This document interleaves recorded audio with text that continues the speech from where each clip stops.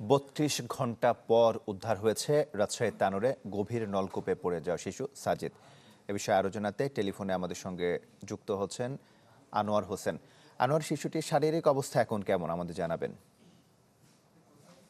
হ্যাঁ, তমাল, এই মুহূর্তে আমি আছি ঘটনাস্থলে, যেখানে কিছুক্ষণ পূর্বেই ফায়ার সার্ভিসের পরিচালক লেফটেন্যান্ট কর্নেল তাজুল ইসলাম গণমাধ্যম কর্মীদের কাছে ব্রিফ করছেন। তিনি জানিয়েছেন যে ৩১ ঘন্টা পর শিশু সাজিদকে শেষ পর্যন্ত উদ্ধার করা হয়েছে এবং শিশুটি এর মধ্যে মারা গেছে বলে তিনি আমাদেরকে নিশ্চিত করেছেন। এবং যখন শিশুটিকে উদ্ধার করা হয় ৯টার কিছু পরপরই, তখন তার যে শারীরিক অবস্থা বা তার যে বৈশিষ্ট্যগুলো দেখা যাচ্ছিল, তাতে ফায়ার সার্ভিস কর্মী থেকে শুরু করে উপস্থিত সকলে তারা আমাদেরকে জানাচ্ছিলেন যে শিশুটি হয়তো বা বেঁচে আছে এবং বেঁচে থাকার কথা শোনার পরেই এখানে যে হাজার হাজার মানুষ জমায়েত হয়েছিলেন গতকালকে থেকে, তারা উৎসুক দৃষ্টিতে ছিলেন যে শিশুটিকে উদ্ধারের জন্য, সেটি জীবিত বা মৃত যাই হোক না কেন, এবং তারা আল্লাহর কাছে শুকরিয়াও আদায় করছিলেন যে জীবিত আছে বলে এরকম একটা অবস্থায়। এরপরই শিশুটিকে অ্যাম্বুলেন্সে করে তানোর উপজেলা স্বাস্থ্য কমপ্লেক্সে নেওয়া হয়। সেখানে স্বাস্থ্য পরীক্ষার পর নিশ্চিত হওয়া গেছে যে শিশু সাজিদ মারা গেছে।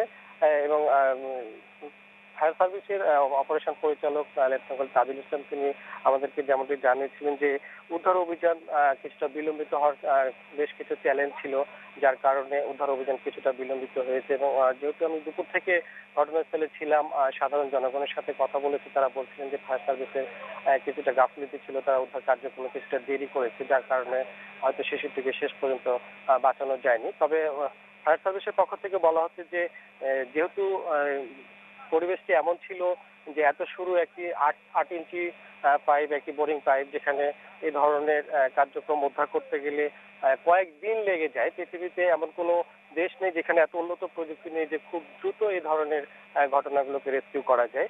তো শেষ পর্যন্ত শিশুটি উদ্ধার হলেও শিশুটি মারা গেছে বলে তারা আমাদেরকে নিশ্চিত করেছেন। এবং এই মুহূর্তে আমরা যেটি দেখছি যে ঘটনাস্থলের পাশেই শিশুটির পরিবার, সেখানে তার পরিবারের লোকজন তারা কিছুটা মর্মাহত, এবং এলাকাবাসী তারা প্রথমে ভাবছিলেন যে শিশুটি জীবিত আছে, এতে তারা আনন্দ প্রকাশ করছিলেন, কিন্তু শেষ পর্যন্ত শিশু মারা যায়, সবাই মর্মাহত। তবে সবার যে প্রত্যাশা ছিল যে যাতে শিশুটিকে উদ্ধার করা যায়, সেটি কিন্তু সম্পন্ন হয়েছে।